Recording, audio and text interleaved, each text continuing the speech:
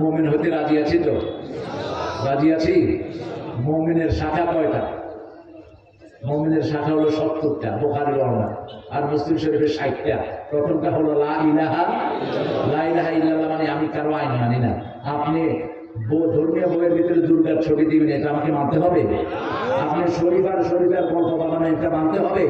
এদেরকে শাস্তি দেন যারা এই সমস্ত বাজে গল্প তৈরি করে। দুর্গার ছবি কেন আসবে ধর্মীয় বইতে?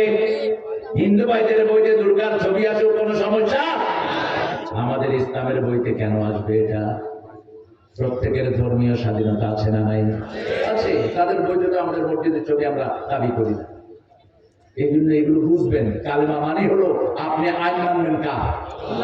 আল্লাহর আইন ছাড়া কারো আইন আপনি মানতে পারবেন? জমিনের যে আইনগুলো আল্লাহর আইনের সাথে রিলেটিভ হবে সেগুলো আপনি মানবেন, অন্যগুলো মানতে পারবেন না।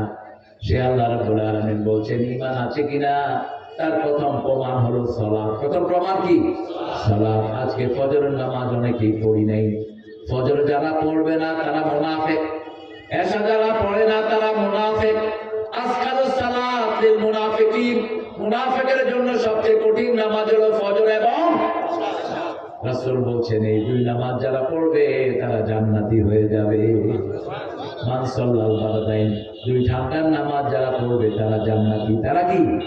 জান্নাতি। কামটা আমাকে দেন, আপনার মনোযোগী আমি দেখছি আলহামদুলিল্লাহ। দুই ঠান্ডার নামাজ যারা পড়বে তাদেরকে জাহান্নাম কখনো স্পর্শ করবে? মান সাল্লা সুবহানাল্লাহ ফি যিম্মাতিল্লাহ, যে ফজরের নামাজ পড়বে তার দায়িত্ব গ্রহণ করবেন কে?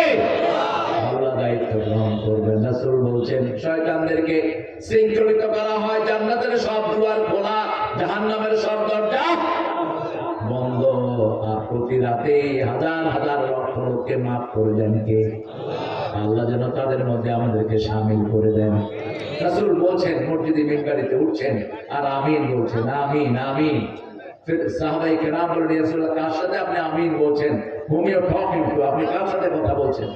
রাসূল সাল্লাল্লাহু আলাইহি ওয়াসাল্লাম বলছেন, আমি যখন প্রথম সিঁড়িতে উঠলাম জিবরাইল আমিন আমাকে বলছেন যে রমজান পেল গুনাহ মাফ করে নিতে পারল না, তার জন্য অভিশাপ।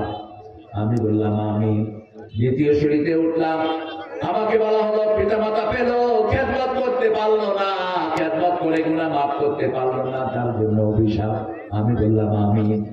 অনেকের পিতামাতা আছে না নাই? কথা বলেন। পিতামাতার খেদমত যদি না করেন দুনিয়াও শেষ, আখিরাতও। কোন বসের খেদমত করলেন কিনা এটা আল্লাহ জিজ্ঞেস করবেন না। পিতামাতার খেদমত ফরজ। পিতামাতার খেদমত কি? ফরজ। ইবাদতের পরেই পিতামাতার খেদমত, তা না হলে ইবাদত কবুল হবে। 3 নম্বর রাসূল বললেন, আরেক সিঁড়িতে উঠলাম, জিবরাইল আমিন বললেন, আমার নাম শুনলো, সাল্লাল্লাহু আলাইহি সাল্লাম পড়লো না, সে ধ্বংস হোক। আমি বললাম আমিন। আল্লাহ এই 3টা গুনাহ থেকে আমাদেরকে হেফাজত করেন।